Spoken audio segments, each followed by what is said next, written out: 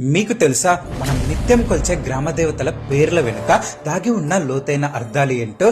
ప్రతి పేరు వెనుక ఒక చరిత్ర, పరమార్థం దాగి ఉంది. అవేంటో ఇప్పుడు ఈ వీడియోలో తెలుసుకుందాం. అయితే మీ ఊరి గ్రామ దేవత పేరేంటో కామెంట్ చేయండి.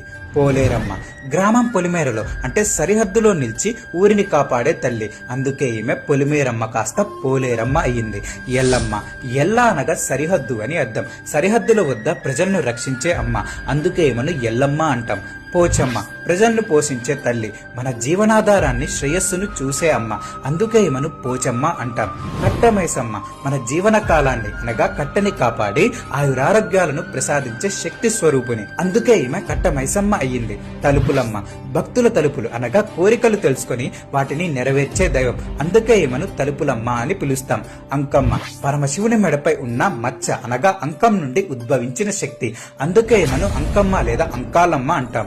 బతుకమ్మ. మన బతుకుకు ఆధారమైన వర్షాన్ని, పంటను ప్రసాదించే తల్లి. అందుకే ఈమెను బతుకమ్మ అంటాం. ముత్యాలమ్మ. ముత్యాల పోగుల వంటి అంటువ్యాధుల నుండి ప్రజలను రక్షించే దేవత.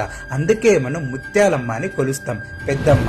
గ్రామ దేవతలందరిలోకెల్లా ముఖ్యమైన పెద్దదైన దేవత. అందుకే ఈమెను పెద్దమ్మ అని పిలుస్తాం. మన గ్రామ దేవతలు కేవలం విగ్రహాలు మాత్రమే కారు, మన సంస్కృతి, నమ్మకాలకు ప్రతీకలు. గ్రామాన్ని, ప్రజలను కంటికి రెప్పలా కాపాడే శక్తి స్వరూపాలు. ఈ అమ్మవార్లందరూ ఎల్లప్పుడూ మనకు తోడుగా నిలుస్తారు. అయితే ఈ వీడియోలో ఈ అమ్మవారి పేరైనా మిస్ అయి ఉంటే ఆ పేరును, దాని అర్థాన్ని కామెంట్ చేయండి.